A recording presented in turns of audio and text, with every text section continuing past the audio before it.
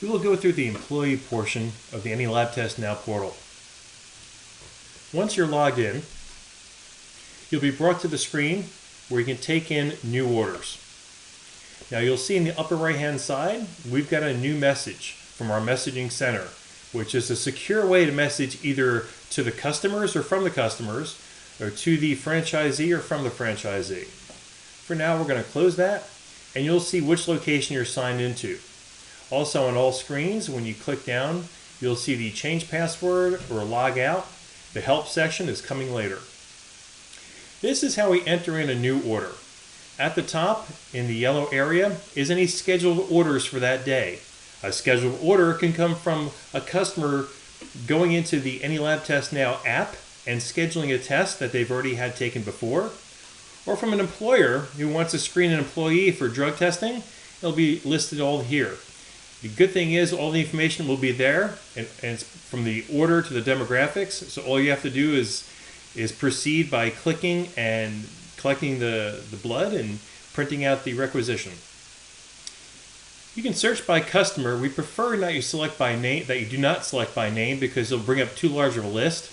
Try to use either the email or cell to help fine-tune that list. If it is a new customer, you would select new customer here. You'll be required to put in the customer name and date of birth, but not the address. The cell phone and email are required. Now, if they do not want to provide it, you can select the box that they refused or don't have it. This will be how they access the portal. The email will be the username. The cell phone will be the first password.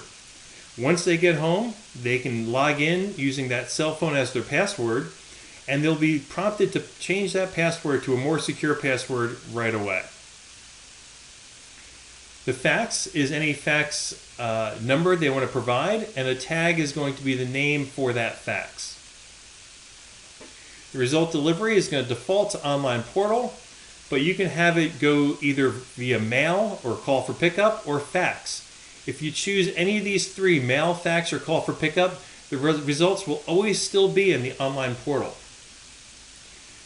You have the choice to notify when all the results are in, or just when each test or panel comes in individually. This latter could result in a lot of alerts via text and or email, depending on what they choose over here. You can have up to 10 clinical tests. You can start by typing in any key phrases and searching for them. And if there's a test that is not in there that you would like, you can click on New Clinical Test and create a test for a particular lab with the code, the name, and the rate on the fly. If this is a drug test only or a clinical test and a drug test, you can go ahead and select which panel you would like. And you can also add individual drug tests as well. Now what you can do is when you select these individual tests, it'll add to the list, but if there is a duplicate because it's already on the panel, it will let you know. You can select if it's employer ordered and which employer of yours it is, and where the results are going to be going to via email or fax, as well as any remarks. Maybe it's the driver's license number for a particular test. The test reason. And from here, you can put in the donor photo or signature using the webcam on your computer, or you can purchase an inexpensive webcam. Select it, and on mine, I've got a choice between a front and a rear camera. We'll use the rear camera so you can't see my face, and hit capture. And the same thing with the signature. They would sign a piece of paper, and when they do that, you would put the piece of paper behind the camera and hit capture and capture that signature. If it's in range or not in the remarks, and then you can either manually select each individual one or do all negative or all positive. If you do all negative, you do have the ability to also select a couple presumptive positives. If it was a direct observe for urine, you can select the box, put the kit number, expiration date, and if you're going to send the result to the lab for confirmation. The signature is in the employee profile section. I'll show you in just a minute. And also you have the change of custody form right here. we can go to Manage Account, and this is where you would update, the employee would update their information as well as add their signature. Customer Management, that's where we just were. We can add a customer. In case you're adding manual results from previous test results you have and would like to upload.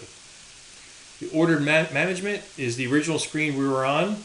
The scheduled orders or any scheduled orders from, again, employer or someone scheduling it from their application, from the Droid or iPhone app.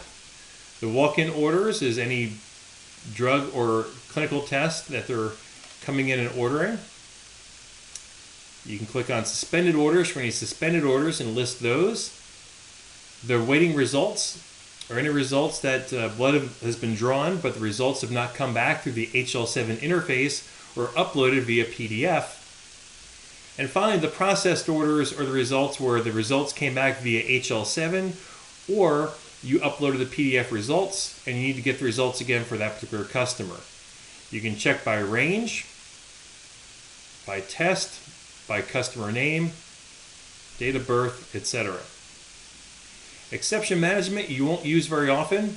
That is if you have a mismatch. Maybe the customer changed the spelling of their name or their date of birth, and they would like to, and the results came back from the lab, HL7, and the exact date of birth or name do not match up. It'll come and create an exception, and it'll match it up to the next closest name. And we just want you to verify that to make sure. Messaging is to and from the customer or to and from the franchisee. So that's a secure message, one level up or one level down.